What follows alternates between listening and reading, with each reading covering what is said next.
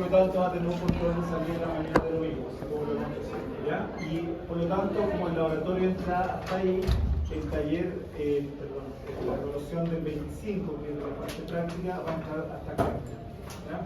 Porque a qué me refiero a eso, que queda una clase más que vamos a ver el otro jueves, ese día jueves 25 también, en la tarde, que es, la misma semana de la prueba práctica, el martes 25 en la tarde, que sería opción eso obviamente no entra para la actividad de taller, pero sí entre la solemne.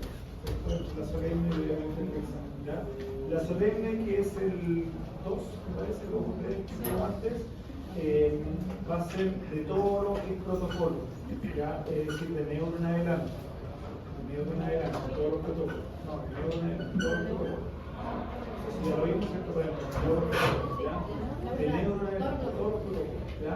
Y va a ser solamente una prueba de selección múltiple, no va a haber desarrollo porque por el periodo del tiempo, en el fondo es esa primera semana de diciembre, y ustedes 2 semanas después tienen el examen. Por tanto, la idea es que se vayan al tiro después de la prueba con su nombre, por lo menos por ¿ya? Para que empiecen las matemáticas, se dan cuenta, ¿cierto? En qué están, ¿ya? Para los que, porque la mañana alguien me preguntó, para los que ven alguna solemne, la solemne recuperativa, que también entra toda la materia, y también va a ser, no va a tener desarrollo porque también tengo que tener la nota rápida, va a ser el martes siguiente al tercer certamen. Hasta el certamen, a la semana siguiente la recuperativa para los que tienen que darla, y a la semana siguiente el examen. Entonces un poco la dinámica para que la tengan nuevamente.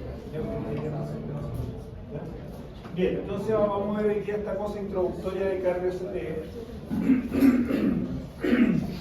Algunos parámetros que son importantes que reconozcamos como herramientas nuevas. ¿Por qué? Porque el estudio de cardio CT para nosotros es un desafío mayor, porque nosotros sabemos que usamos en tomografía distintas estrategias para poder evaluar adecuadamente distintas estructuras anatómicas. Sin embargo, sabemos que el corazón no podemos detenerlo para el estudio y por lo tanto nos puede generar porosidad cinética y no vamos a poder evaluar bien, sobre todo ciertas estructuras del corazón como son las arterias coronarias que son muy chiquitas. Entonces, para nosotros, efectivamente, el estudio de cardio es un desafío principal. Respecto a algunos comparaciones de parámetros de cardio CT, ustedes se fijan acá hay 4, 16 y 64 canales. Básicamente, tener un equipo multicorte de 16 canales versus uno de 64 canales, la mayor diferencia en cuanto al estudio está efectivamente para estos estudios coronarios. Tener un equipo de 64 canales, si ustedes se fijan, el tiempo de total de adquisición es de 6 a 8 segundos, por lo tanto, con muy pocos ciclos cardíacos yo cubro todo el corazón.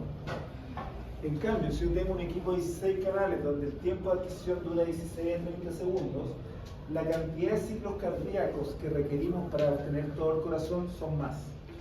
Y puede ocurrir que entre un ciclo cardíaco y otro hay alguna inestabilidad de la frecuencia cardíaca y eso nos puede deteriorar el examen.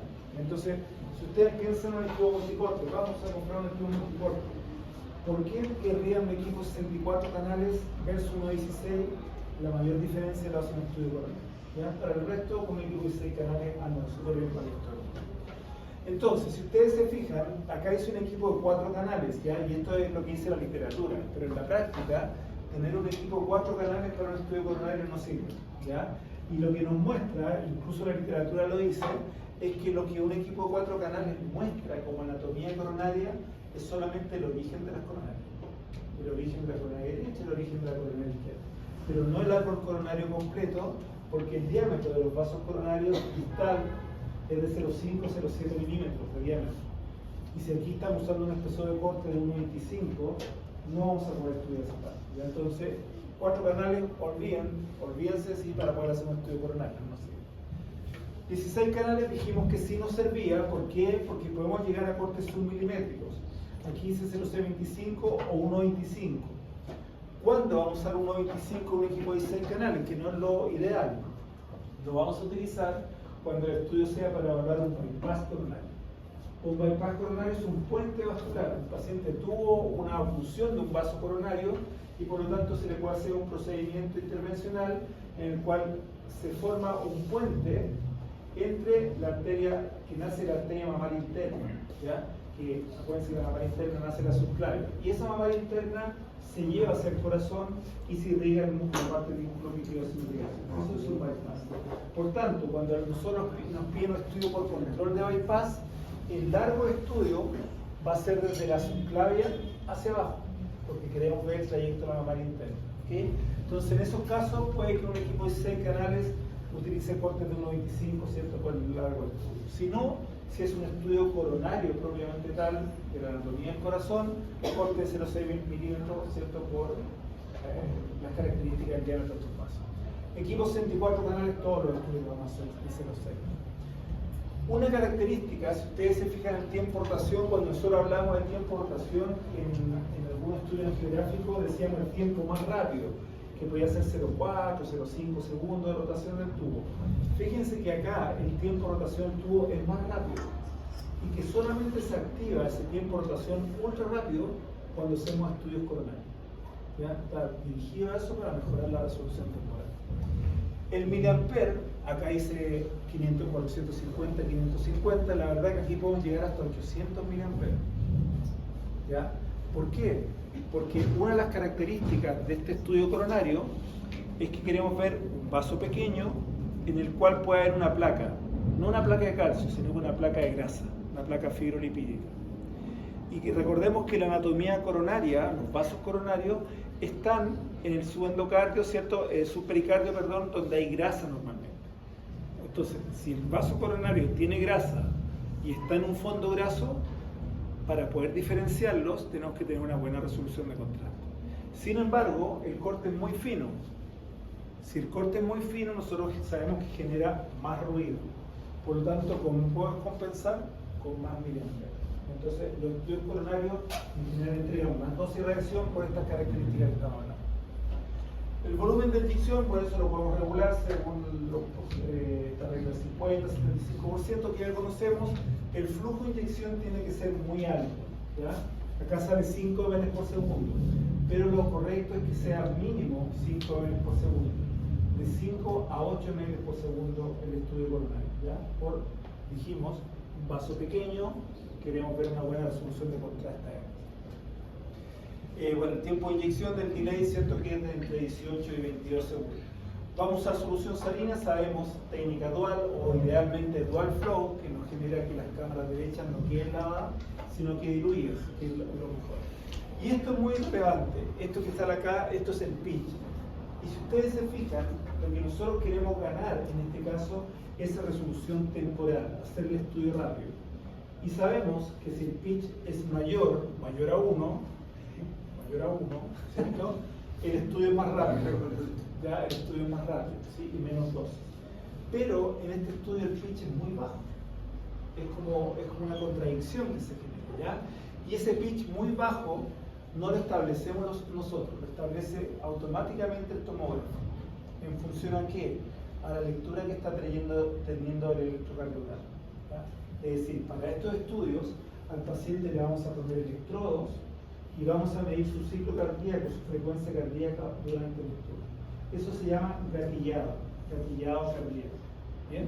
Por lo tanto, este pitch que regula el equipo va a estar regulado según lo que el equipo mida como ciclo cardíaco del paciente. ¿Ya? Entonces, eso es una diferencia al pitch que nosotros ponemos normalmente en el equipo. Aquí nosotros no lo vamos a poner, lo pone el equipo automático.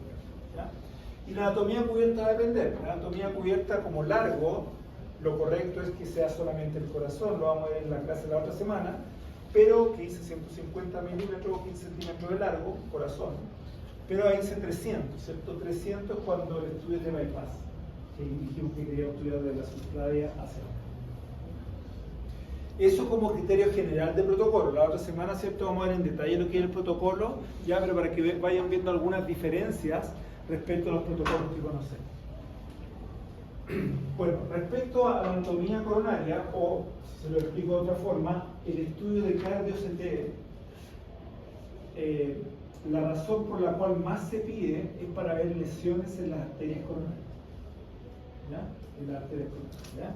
que es muy frecuente en infarto agudo miocardio, etcétera, ¿cierto? Dado por una lesión en las coronarias. Entonces, para ver coronarias. Pero vamos a ver que en algunos casos el estudio es para ver cámaras cardíacas, no las coronarias. ¿Ya? Entonces va a depender un poco de la patología del paciente. Pero si el estudio fuera para coronarias, que son los más frecuentes, fíjense que si nosotros vemos esta reconstrucción de las coronarias que están ahí y la vemos en los distintos planos, ¿ya? Nuevamente ahí está en un plano coronal, ahí va una coronaria, la vemos en el otro plano, ahí va una coronaria, ¿cierto? Y la comparamos, ¿cierto?, con el eje de adquisición, el eje Z. En todos los planos, estas arterias coronarias son más bien oblicuas, no son ni paralelas ni perpendiculares, en Z, son oblicuas. Sumado, el corazón se está moviendo. Por lo tanto, es un gran problema para nosotros el poder evaluar adecuadamente las coronarias. Y por eso, la respuesta puede ser hacer el estudio cardíaco, que lo vamos a ver. Bueno, el trayecto ideal del vaso coronario, ¿cierto? Si nosotros tenemos un corazón ideal, vemos que efectivamente estos vasos coronarios, en su parte más distal, ¿sí? Ahí está la parte más proximal de los vasos coronarios, derecho e izquierdo, en la parte más distal van a tener, dijimos, un diámetro que no va a ser mayor, va a ser menor a 1 milímetro, 0,5, 0,7 milímetros, ¿ya? La parte más distal. Por lo tanto, si yo quiero ver el árbol coronario completo, mi equipo tiene que ser capaz de entregarme esta resolución, ¿ya? 0,7, incluso hay usar hasta 0,5 milímetros, ¿ya? Entonces es una limitación. El resto que aparece en este esquema, ¿cierto?, muy romántico que puse, si ustedes se fijan, el vaso que está aquí dibujado tiene el mismo color que este corazón, ¿sí? Por lo tanto, si yo tengo una lesión, como tienen un color similar, no los diferencio. ¿Qué hago, por tanto, para mejorar ese contraste entre el vaso y el músculo cardíaco? Es que tenemos que inyectar contraste a alto flujo, ¿cierto? Para que tengamos una buena pacificación. ¿Cuál es la pacificación de un angio-TC adecuado? Mínimo 250. Bueno, el vaso coronario tiene que ser mínimo 300, ¿ya? Para lograr una buena resolución de contraste. Entonces, no voy a entrar en la anatomía coronaria porque ustedes la conocen, ¿ya? Pero es importante que dentro de la anatomía coronaria, y lo vamos a ver la otra semana, ustedes, ¿cierto?, sean capaces de determinar cuál es la dominancia del estudio del paciente en el estudio que ustedes están viendo coronario, ¿sí? No sé si se recuerdan el concepto de dominancia coronaria o cardíaca. No sé. La dominancia es esto, se refiere a que tenemos dos grandes ramas que nacen de la aorta ascendente, una coronaria derecha y una coronaria izquierda. Ya recuerden que la coronaria izquierda es la que generalmente nace más hacia craneal, en la aorta ascendente. Por lo tanto, si hacemos corte del cráneo caudal, la primera que vamos a ver va a ser la coronaria izquierda. ¿Ya? Esa coronaria izquierda nace 1 centímetro por debajo del tronco de la arteria pulmonar. O sea, hace una referencia para nosotros, ¿ya? Y 1 centímetro, 2 centímetros más abajo de ella, obviamente por el lado derecho, nace la coronaria derecha. ¿Bien? Entonces tengo dos grandes ramas, coronaria derecha, coronaria izquierda. El concepto de dominancia se refiere entonces a cuál de ambas ramas, derecha o izquierda, es la que va a llegar a una zona que se conoce como cruz cardíaca. La cruz cardíaca es donde las 4 cámaras cardíacas se fusionan. Eso es por posterior inferior, ¿ya? Esa cruz cardíaca que vemos ahí, entonces estamos viendo una vista inferior del corazón. Ahí tengo las 4 cámaras cardíacas. Esta es la cruz cardíaca. Y esa cruz cardíaca es irrigada por una arteria que se llama descendente posterior, o PDA, ¿ya? La que va por este surco interventricular inferior, la PDA. Entonces, la dominancia se refiere a cuál rama coronaria es la que da origen a la PDA. ¿Ya? Es decir, la PDA, ¿de dónde nace? ¿De la coronaria derecha o de la coronaria izquierda? Cuando la PDA nace de la coronaria derecha, quiere decir que el paciente tiene dominancia derecha. ¿Se entiende? Ese es el 85% de la población. O sea, la mayoría de los que estamos acá tenemos dominancia derecha, ¿ya? Nuestra PDA se origina directamente de la coronaria derecha. El 8% de la población tiene dominancia izquierda, ¿ya? Es decir, una rama de la coronaria izquierda, ¿cierto? Puede ser que la coronaria izquierda se bifurca en una descendente anterior y una circunfleja. La circunfleja que va por posterolateral Cuando hay dominancia izquierda, sigue hacia abajo con posterior lateral, llega a la cruz cardíaca y da origen a la PDA, a la descendencia posterior. ¿Ya? Entonces, la dominancia izquierda es cuando la arteria circunfleja da origen a la descendencia posterior. Y el otro 7% de la población, que es la condición ideal, pero es la menos frecuente, hay codominancia. Es decir, tanto la coronaria derecha como la circunfleja, la derecha y la otra por la izquierda, dan origen a la PDA. Por lo tanto, si una se ocluye, la otra igual sigue regando la cruz cardíaca. Es la condición ideal, pero es solamente el 7% de la población. ¿Ya? Entonces, eso ustedes van a tener que reconocer la otra semana en taller, ¿cierto? Entre otras cosas, qué dominancia tiene el paciente que está viendo. Entonces, no voy a entrar, como les decía, en la anatomía coronaria, pero que ustedes recuerden que si ustedes se fijan en esta reconstrucción, ¿sí? de un estudio en tomografía, en la cual las cámaras cardíacas se segmentaron, se sacaron, y por lo tanto lo que estamos viendo es la aorta ascendente. De la aorta ascendente, ¿cierto?, del seno valsalva izquierda nace la coronaria izquierda principal, que fíjense está más arriba, dijimos que nacía más arriba, y un par de centímetros más abajo del seno valsalva derecho nace la coronaria derecha. ¿Ya? De la coronaria derecha generalmente da tres pequeñas ramas, una que es la arteria conal, otra que es la arteria sinoauricular y la aguda marginal.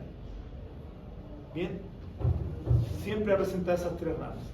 Y cuando tiene dominancia derecha, que es el 85% de la población, va a bajar la corona derecha hasta la cruz cardíaca y va a dar origen a la PDA, a la descendente posterior. ¿Ya?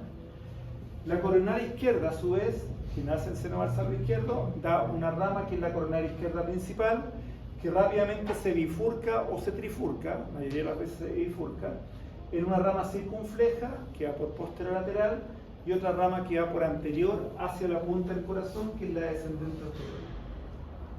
La descendente anterior da ramas hacia lateral, que son las ramas diagonales, otras hacia medial, que son las ramas sectales, la circunfleja de ramas marginales. ¿Ya? Ese es como explicado en 3 palabras la anatomía coronaria.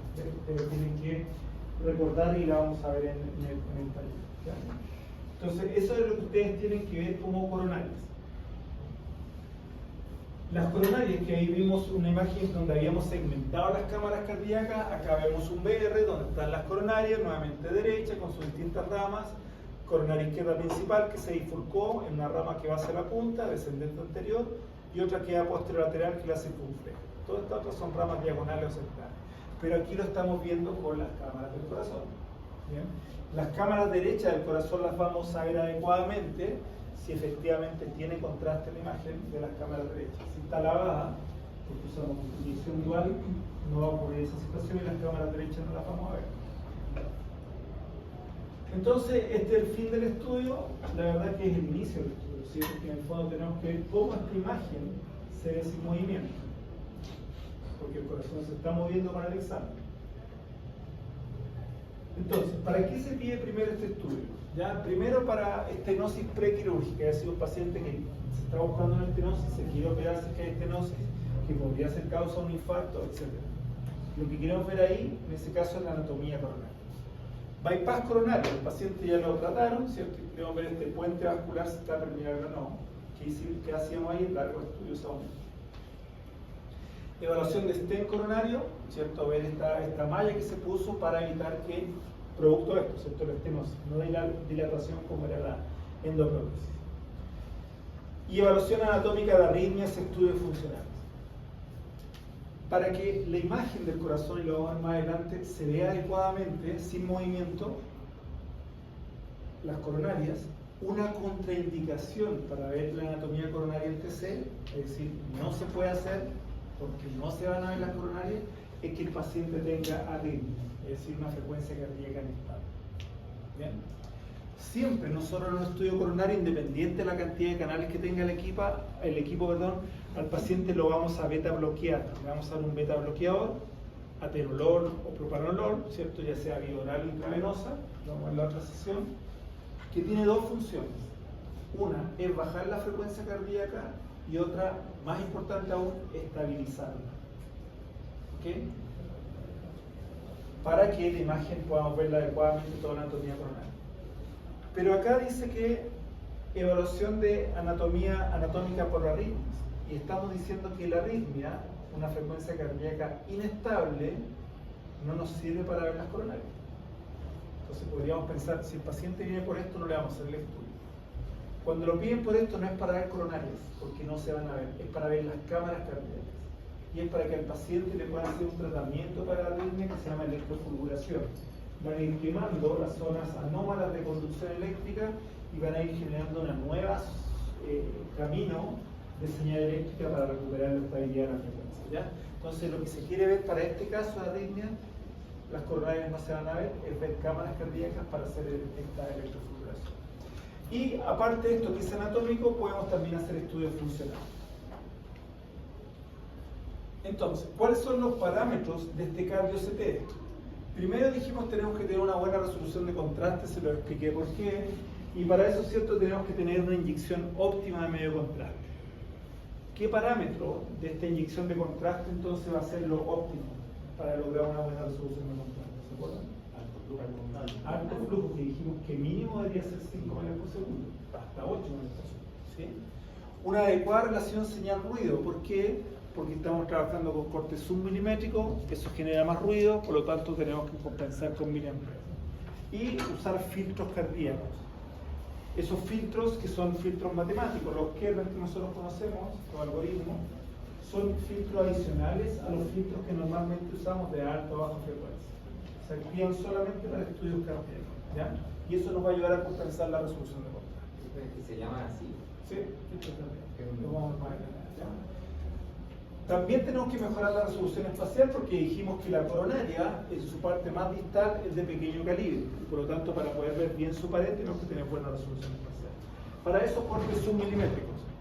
Para eso, un pitch que sea congruente con la frecuencia, con los latidos por minuto. Por eso el estudio es gatillado. ¿Gatillado respecto a qué? A la frecuencia cardíaca del paciente. También mejoramos la resolución espacial con un FOV restringido, de FOV restringido al tamaño del corazón, porque queremos ver las coronarias, y eso disminuye el tamaño del píxel.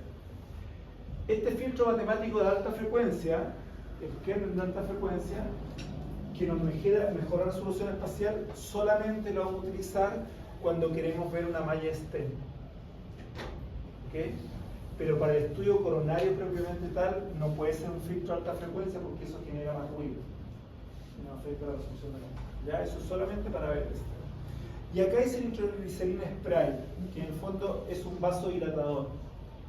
Eso se les da en algunos centros del paciente que es sublingual, y por lo tanto vasodilata, ¿cierto?, las coronarias, cuando nuestro tomógrafo tiene una limitación en cuanto a la resolución espacial. Chuta, yo sé que tengo que llegar a un tamaño de 0,5 milímetros, porque es el diámetro menor de la coronaria. Y si mi equipo no llega a esa resolución espacial, no voy a ver esa anatomía en la parte distal. Por lo tanto, ¿qué hacen en esos centros? El paciente le da nitroglicerina, vasodilata la coronaria, hace que aumente su diámetro y ahí sí la pueden ver. ¿Ya? Entonces, eso se usa solamente en aquellos casos donde tengamos una limitación en cuanto a la resolución espacial de nuestro sistema.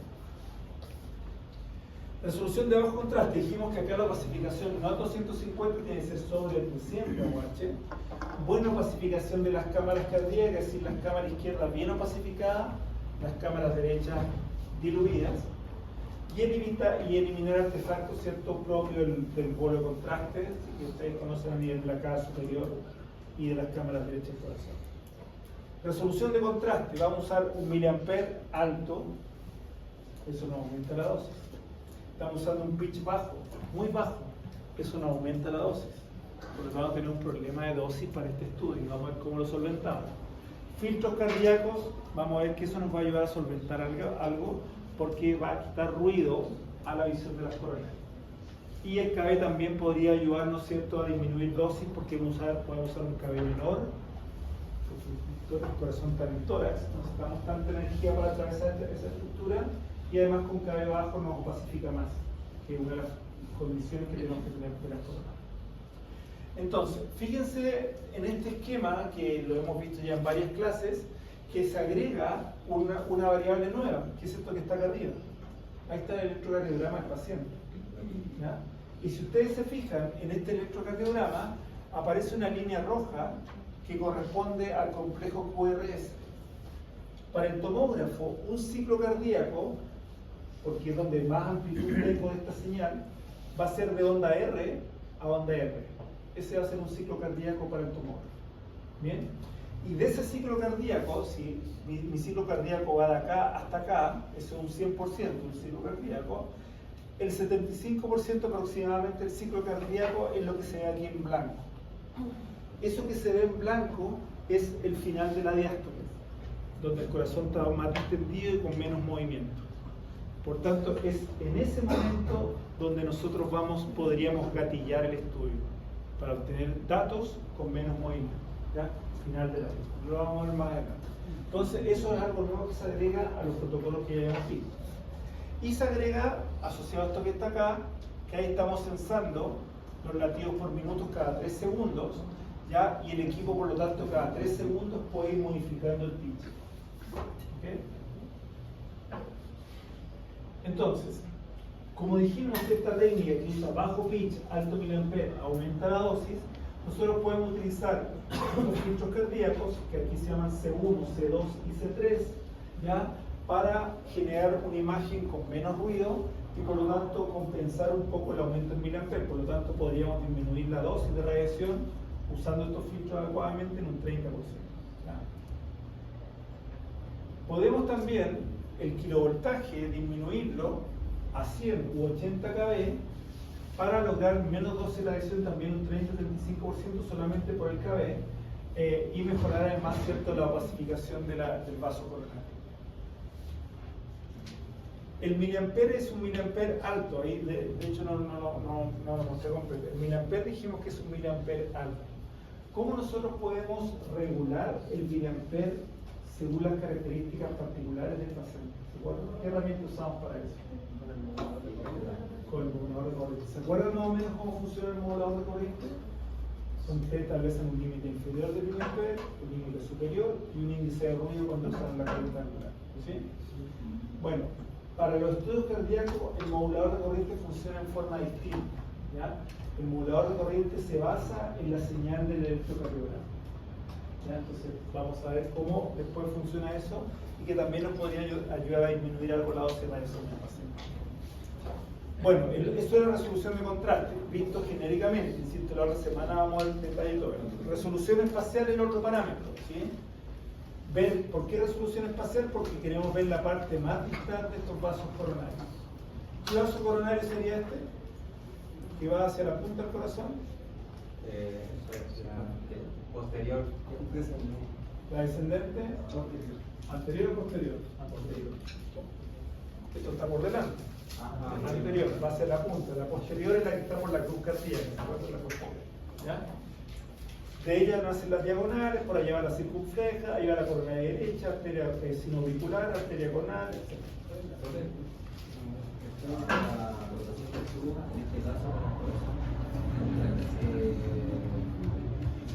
¿Es moderado, independiente de si se ocupa filtro o...? Para allá vamos, ¿ya? Vamos a ver la resolución temporal, ahí lo voy a explicar, ¿ya?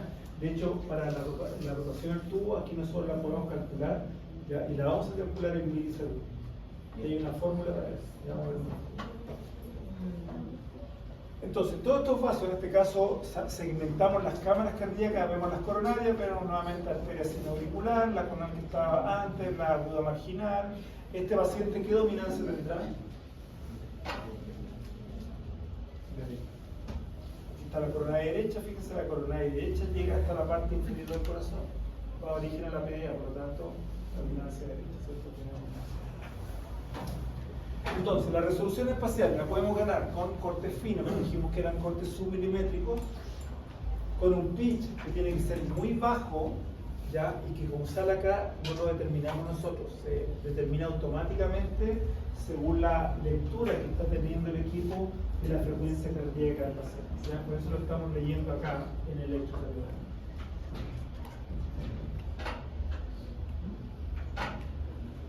Bien, también podemos, ¿cierto?, el default acotarlo al tamaño del corazón y el centraje, ¿cierto?, que también sabemos que eso ayuda en la dosis y en la calidad de imagen.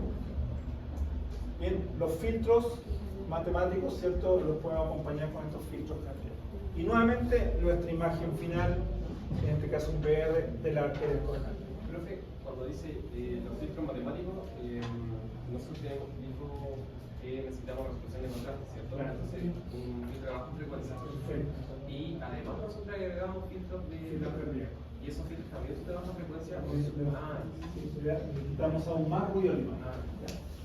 Entonces, nuevamente, la imagen final, porque vimos resolución de contraste y resolución espacial, pero lamentablemente tenemos un problema, y que el corazón se está moviendo en el estudio, ¿cierto?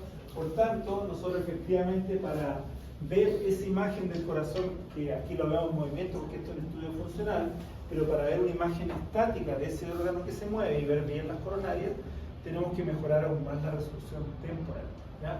Y eso es lo que nosotros vamos a agregar a lo que ya conocemos, ¿cierto? De resolución temporal y de contraste resolución espacial y contraste que ya conocemos. Vamos a ver cómo en estos estudios mejoramos la resolución temporal, que tiene que ser muy buena, ¿ya?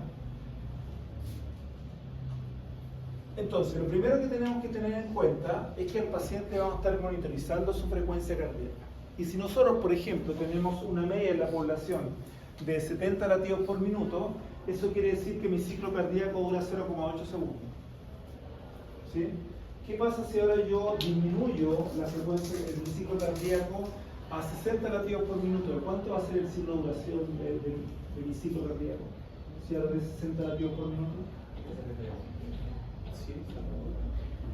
Porque acá dice que si dura 70 latidos por minuto es 0,8. Entonces, si ahora bajamos la frecuencia a 60 latidos por minuto, ¿cuánto es el tiempo de duración del ciclo? Un segundo, 60 latidos por minuto, que tiene 60 segundos. Hay un 61. ¿Sí? Un ciclo cardíaco. Entonces, un ciclo cardíaco, si bajamos la frecuencia, se hace más ancho en cuanto al tiempo, ¿ya? Entonces, fíjense que dentro del ciclo cardíaco, las distintas fases. ¿Cuál era la fase del ciclo que a nosotros más nos interesaba porque el corazón está con menos movimiento? Diástole final, ¿ya? Y ese tiene un tiempo aproximadamente de 0,4 segundos si la frecuencia es 70 latidos por minuto. Por tanto, si bajamos la frecuencia cardíaca, como va a ser en vez de 0,8 a un tiempo mayor, esto también va a aumentar un poquito, 0,4, 0,5 segundos, una cosa así, ¿ya? Entonces, esta es nuestra ventana de tiempo para la diástole final.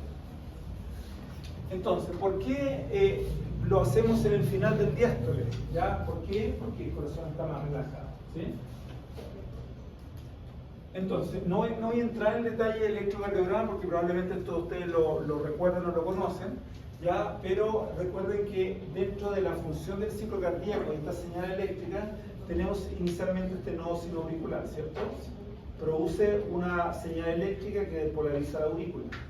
Por lo tanto, si depolariza, se contrae el músculo y pasa la sangre hacia el ventrículo. ¿Sí? Séptimo vaso.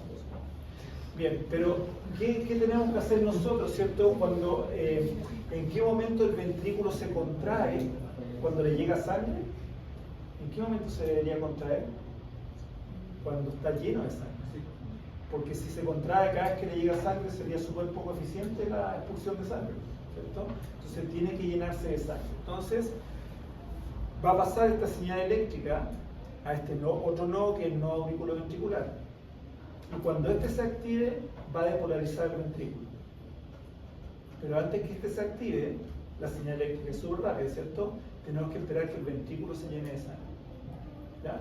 Entonces, ¿qué ocurre respecto al electrocardiograma? Tenemos primero una onda P, ¿cierto? Que tiene que ver efectivamente con la depolarización de la aurícula por activación del nodo sinoauricular. Luego tenemos un segmento, un intervalo P.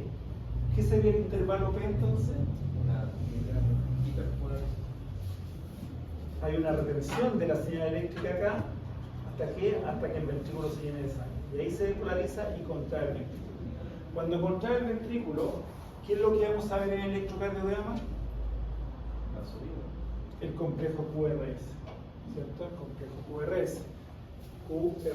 Por lo tanto, para nosotros, o para el tomógrafo, el ciclo cardíaco va de R al siguiente R. Ese es un ciclo cardíaco, ¿ya? Luego, ¿qué va a pasar con el músculo? Va a empezar a repolarizarse, ¿cierto? A relajarse a poco, ¿bien? Hasta que esté completamente relajado en la onda T, ¿bien? Eso es aproximadamente el 75% del ciclo. Y por eso queremos en ese momento hacer el gatillado, en ese momento obtener información. Entonces, para nosotros, para el tomógrafo, el ciclo cardíaco, dijimos, va de R a R. Ese es el 100%. ¿Sí? Y de este 100% nos interesa el fin del diástole, que es aproximadamente por acá en el 75%. ¿Ya? Ahí, ese es el 75%. Por tanto, la sumatoria de muchos 75% van a generar finalmente la imagen de todo el corazón, y en este caso las coronas. ¿Ya? Eso es un gatillado. Un gatillado es determinar una parte del ciclo cardíaco que nos interesa para obtener imágenes. ¿Estamos? Y eso es la lectura que tenemos con el electrocardiograma. Bueno, vamos a tener dos tipos de gatillado.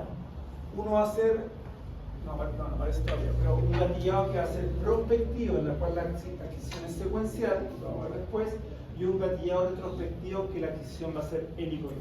¿Ya? Entonces, algunos parámetros específicos que nosotros tenemos que considerar es lo que estamos hablando ahora, la resolución temporal. Y para que entiendan el ejercicio de cómo mejora la resolución temporal, vamos a hacer el ejercicio con un equipo que el tiempo de rotación completa, es decir, 360 grados, la hace en 0,35 segundos. Pero la resolución temporal se mide en milisegundos, por lo tanto vamos a hablar de 350 milisegundos. ¿Ya?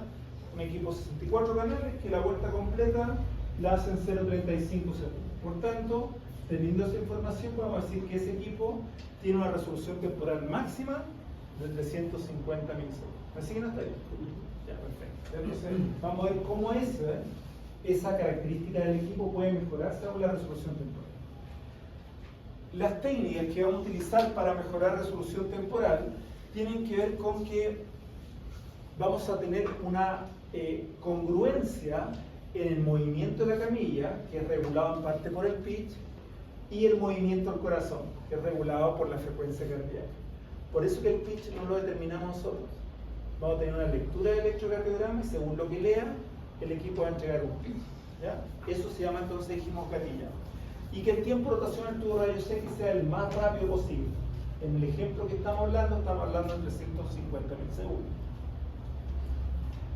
Entonces, ¿cómo podemos disminuir más esos 350 milisegundos, que es el ejemplo ya de un tubo? Puede ser otro, ¿cierto?, que tenga un tiempo de rotación más rápido. Una es la técnica que se llama Alfscan Recon, es decir, la imagen la vamos a obtener del corazón y de las coronarias solamente con la mitad de la exploración. Por eso dice Alfscan Recon. Es decir, en vez de usar 360 grados de exploración, vamos a usar 180 grados. ¿Vamos? La otra va a ser la técnica de gatillado cardíaco, que vamos a ver que puede ser prospectivo o retrospectivo, y otra es la técnica de snapshot, que la vamos a ver a continuación.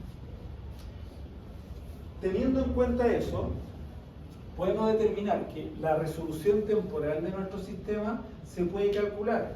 Y acá hay una fórmula que dice que la resolución temporal máxima se logra según el tiempo de rotación del tubo dividido por 2, que sería el Alfscan Recon, por n. El n sería el modo snapshot. Y vamos a tener 3n. N igual a 1, n igual a 2 y n igual a 4. ¿Ya? Vamos a ver después cómo se obtiene eso. Por lo tanto, con eso podemos mejorar la resolución temporal. Por tanto, si usamos el Alfscan Recon, ¿a cuánto mejoró la resolución temporal de nuestro sistema? Del ejemplo que estamos viendo, 350 milisegundos dividido en 2, ¿cierto? Por lo tanto, ahora la resolución temporal es de 175 milisegundos, más rápido. ¿Ya? Inicialmente a 350, usamos esta técnica que es de cardio, bajamos la resolución temporal o la mejoramos a 175 milisegundos. Con un n igual a 1. ¿Ya? Vamos a ver que si ese n lo cambiamos a 2 o 4, esto también va a cambiar. Entonces, en vez de usar 360 grados, vamos a usar 180 grados de información al Alfscan Recon para obtener una mejor resolución temporal. La otra estrategia es el gatillado, que dijimos que puede ser de dos formas: un gatillado prospectivo o un gatillado retrospectivo. ¿Ya? Y les mostré lo que es el gatillado. Es una técnica donde la reconstrucción de la imagen está centrada en un porcentaje de fase del ciclo que va de R a R. Dijimos que ese porcentaje generalmente es el 75%, finalmente. Como les decía, el gatillado puede ser prospectivo, en el cual la adquisición es secuencial, que genera menos dosis de radiación, obviamente, y que genera una mejor calidad de imagen porque no hay interpolación de datos. Sin embargo, en la actualidad, esto es para no decir el 100%, ¿ya? Pero el 90 y tanto por ciento de los estudios coronarios se hacen con gatillado retrospectivo. Y ahí vamos a ver por qué, en la clase de la semana. El gatillado retrospectivo, en cambio, se hace helicoidal. ¿Bien? Y esto, sabemos que el helicoidal puede generar, o sea, genera un aumento de dosis de radiación porque va a emitir radiación en forma continua. Deteriora un poco la calidad de imagen porque hay interpolación de datos. Bien, pero nos permite hacer estudios no solamente anatómicos, sino que también funcionales. Entonces, por eso se utiliza más el gatillado retrospectivo. Fíjense el gatillado prospectivo, ahí tenemos nuestro ciclo cardíaco, RR, ¿se acuerdan? Por lo tanto, ¿en qué momento irradié el gatillado prospectivo? En el 75%. Solamente irradié esa zona. ¿Qué va a pasar en el siguiente ciclo cardíaco? No voy a irradiar nada, porque bueno, sería en el secuencial, no hay movimiento de la camilla. El siguiente ciclo se mueve la camilla, luego se detiene y radio. ¿Se acuerdan cómo secuencial? Step and shoot, ¿ya? Por lo tanto, va a irradiar los 75% solamente cuando corresponda. La suma de todo eso me va a permitir estudiar la corona, menos dosis y mejor calidad de imagen. Para que esto resulte adecuadamente, el ancho de cada uno de estos CR tiene que ser siempre el mismo, de estos ciclos cardíacos, ¿cierto? RR. ¿Qué pasa si el ancho es distinto? Si este, por ejemplo, es más ancho, este es más estrecho, este es más ancho, este es más estrecho. No hay coincidencia en los 75%. Y eso va a generar un artefacto que es propio de los estudios coronarios que se llama el artefacto en banda. Pero lo hemos visto, lo vamos a ver, ¿cierto? Ese artefacto en banda que se produce cuando la frecuencia cardíaca es inestable. ¿Se acuerdan una contraindicación de las coronarias? Arritmia. Es para evitar ese artefacto, ¿ya? ¿Bien? Y por eso el paciente lo beta bloqueado. Entonces, esta es la formación gatillado prospectivo. Fíjense en cambio en el gatillado retrospectivo, donde el estudio es helicoidal. Por lo tanto, ¿qué va a pasar con la información del ciclo cardíaco? Se radia todo. Todo. Y por lo tanto tengo toda la información del ciclo cardíaco. ¿Qué quiere decir eso? Que yo le puedo decir al equipo, reconstrúyame al 75% de cada ciclo. Pero y si no me quedó bien, le puedo decir reconstrúyame al 40%, o al 30%, al 20%, lo que yo quiera. Tengo toda la información del ciclo. Por lo tanto, yo puedo reconstruir a distintos porcentajes de fase. Esto me sirve para el estudio anatómico, pero fíjense lo que estamos viendo acá, un estudio funcional de la válvula aórtica, porque tengo toda la información del ciclo también. ¿Ya? Entonces, por eso se usa más el gatillado retrospectivo. Ese es como no, sí. Ese es un estudio helicoidal, un estudio helicoidal, ¿cierto? Que después estamos pasando siempre por el mismo punto. ¿Sí? Entonces, ¿cuál es la clave para que este estudio nos resulte? El estudio coronario es que la frecuencia cardíaca sea idealmente bajo 60 o 65 latidos por minuto. Pero más importante aún es que la frecuencia cardíaca sea estable. Como nosotros estamos censando la frecuencia cardíaca con el electrocardiógrafo, cada 3 segundos censa la frecuencia cardíaca. Si cada 3 segundos la variación es de más de un 10%, nos va a generar artefactos malos. Por ejemplo, si en el primer segundo me censó 60 latidos por minuto y a los 3 segundos después me censó 50 latidos por minuto, hay una variación de más de 10%, entre el 60 y el 50, ¿cierto? Por lo tanto, me generaría el artefacto en banda y eso no nos va a servir. Una estrategia que vamos a ver la próxima semana que nos ayuda a que la frecuencia cardíaca baje aún más del estado basal que trae el paciente y se estabilice es con técnicas de hiperventilación. Es decir, la prueba de apnea que le vamos a hacer al paciente va a ser tome aire, bote, tome aire, bote, tome aire y ahí recién que aguante. En la mayoría de los pacientes, esa prueba de hiperventilación efectivamente ayuda a que la frecuencia basal baje aún más y se estabilice más. ¿Ya? Vamos a ver cómo lograr eso. Uso de beta-bloqueadores, atenolol, propanolol siempre en estudios coronarios. Si van a hacer un estudio por arritmia, no usen beta-bloqueadores. Es un problema eléctrico, ¿cierto? No tiene nada que ver con la contractilidad y no es regulado por lo tanto por esta droga. y tener una lectura adecuada del electrocardiograma. Ya vamos a ver la otra semana cómo logramos eso, porque eso es fundamental. Si el paciente viene con una frecuencia baja y estable, súper bien, pero la lectura que estamos teniendo del electrocardiógrafo es incorrecta, puede que igual haya artefacto en banda. Nosotros le vamos a echar la culpa al paciente, la culpa fue de nosotros, que no tuvimos una buena señal del electrocardiografo. Entonces vamos a ver cómo tenemos que hacer para tener una buena señal. Bien, la frecuencia cardíaca entonces dijimos tiene que ser estable, por eso el uso del beta bloqueador. Si es estable, lo que les decía anteriormente, el ancho de RR se mantiene y por lo tanto no vamos a tener este artefacto de inestabilidad. Fíjense, una frecuencia inestable, el ancho de RR es distinto y por lo tanto no hay coincidencia de los 75%. Entonces tiene que ser estable, es una condición sí o sí para que el estudio coronario resulte. Bueno, la resolución temporal entonces la mejorábamos con ARPScan Recon y había en la fórmula un n, ¿se acuerdan? Por n, el dividido por m. Y ese es el modo snapshot, que es modo segmentario, que tiene un n igual a 1, el modo VERS, que tiene n igual a 2, y el modo VERS Plus, que tiene un n igual a 4. Por lo tanto, si ustedes lo cambian en la fórmula, esa resolución temporal va a cambiar. ¿Cuándo usamos el modo segmentario, el snapshot segmentario? Cuando el paciente tiene una frecuencia cardíaca entre 30 y 65 latidos por minuto, ¿ya? Por tanto, ¿qué vamos a hacer? La información de cada ciclo cardíaco, el 75%, la vamos a utilizar para generar una imagen por sí sola con ese dato. Entonces, ¿cuántos ciclos cardíacos usé para obtener el resultado de una imagen? 1, n igual a 1. Es el modo segmentario. Usen la fórmula, en la resolución temporal, tiempo de rotación dividido por 2 por n. Aquí n sería igual a 1, por lo tanto la resolución temporal sigue siendo 155 milisegundos. ¿Qué pasa si el paciente tiene una frecuencia cardíaca mayor? Dijimos que lo ideal es que sea bajo 65 latidos por minuto. Pero si el paciente, por ejemplo, tiene 65, 85 latidos por minuto, pero estable, acuérdense, eso es fundamental,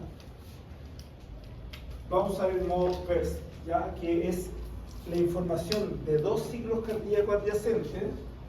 Ahí está la información de uno, ahí está la información de otro, se promedian. Y el promedio de ambos forma una imagen. ¿Ya? ¿Cuántos segmentos usé acá? ¿Cuántos n tengo? 2. Por lo tanto, nuevamente nuestra fórmula, si la cambiamos, 350 dividido en 2 por 2, o sea, 350 dividido en 4, da 87 milisegundos. ¿Estamos? Bien, y el modo VERS Plus es si la frecuencia cardíaca es mucho mayor. Fíjense acá, 85, 114 latidos por minuto. Súper alto. ¿En qué casos podrá ser esta situación? ¿Ya? ¿Y qué otro caso más? Porque si es taquicardia le vamos a dar quizá un beta bloqueador para que le haga y se estabilice. Hipertensión. Paciente pediátrico. Su frecuencia cardíaca basal es alta. No le vamos a bajar al paciente pediátrico la frecuencia de 60 latidos por minuto. Matamos al niño, ¿cierto? Por lo tanto, como la frecuencia basal es alta en ese paciente, ¿cómo compensamos? Con resolución temporal. ¿Sí? 4 segmentos lo utilizamos para generar una imagen. N igual a 4. Nuevamente cambié la fórmula, la resolución temporal mejoró a 44 milisegundos. O sea, el estudio es muy rápido. ¿Ya? Entonces, de esa forma, el tiempo de rotación, ¿cierto?, lo aplicamos a lo que explicaba ustedes.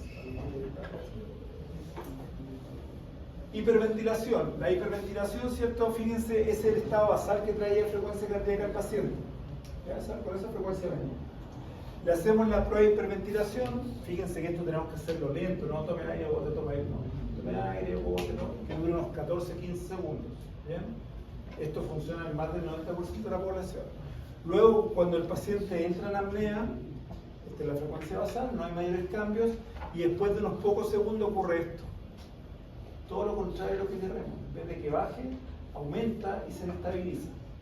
Y esa es una reacción fisiológica del cuerpo, que dura de 5 a 7 segundos. Después de esos 5 o 7 segundos recién, la frecuencia baja, la frecuencia baja de la frecuencia basal que trae y se estabiliza más. ¿Ya? Esta condición ocurre en más del 90% de los casos. Bien, por lo tanto, esta prueba tenemos que hacerla antes del estudio, porque no debe ser que nos toque hacer los 10% de los casos que esto no funciona. Entonces tenemos que hacer la prueba antes, ¿ya? La hiperventilación. Bien, si el estudio es un gatillado retrospectivo, dijimos que obtenemos modélicos ya la información de todo el ciclo cardíaco, por lo tanto podemos hacer estudios tanto anatómicos, visto por ejemplo la coronaria 75%, como estudios funcionales reconstruyendo la raw data a distintos porcentajes más. Por lo tanto, dijimos como la imagen que habíamos mostrado anteriormente, puede ser un estudio tanto anatómico como funcional. Si el estudio es funcional, podemos evaluar todos estos parámetros que están acá, ¿ya? Medir la fracción de eyección ventricular, medir el grosor de la pared en caso de un infarto del miocardio, medir el gasto cardíaco, etc. ¿Ya? Todos estos estudios se pueden hacer siempre y cuando el estudio sea gatillado retrospectivo.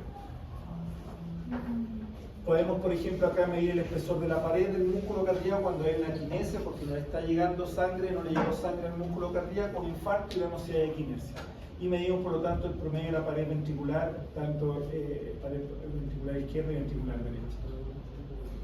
Podemos evaluar la función sistólica, cómo se comporta el ventrículo izquierdo, la cabra del ventrículo izquierdo al final del diástole y al final del sístole, que se contrae, ¿cierto? Por lo tanto, medimos la fracción de acortamiento, donde el rango normal es de 18 a 42%. Si esto varía, quiere decir que hay nuevamente una quinesia en la contractilidad del músculo cardíaco. Así como esta, hay otras evaluaciones, como por ejemplo también la perfusión del músculo cardíaco, ya que lo vamos en la otra clase, ¿cierto? En estudios en reposo y en relajación del músculo cardíaco. Bien, esto era como la introducción al estudio coronario. La otra semana vamos a ver el detalle de cómo hacer esto, ¿cierto? El paso a paso, y algunos ejemplos para que vean, ¿cierto?, cómo este estudio, ¿cierto?, podría fallar y cómo lo podríamos arreglar efectivamente en la reconstrucción del cuerpo. ¿Ya? Solo veríamos en la próxima semana. Bien, preguntas. Acá hay algunos aspectos, ¿cierto?, que yo les mostré rápidamente de la anatomía coronaria que ustedes tienen que reconocer, ¿ya? Que los vamos a ver la otra semana, ¿cierto?, en el taller. Así que, para que si esa parte no la recuerdan muy bien, para que la repasen, ya la anatomía coronaria. Una falta de movimiento. De hecho, estamos entonces que no hay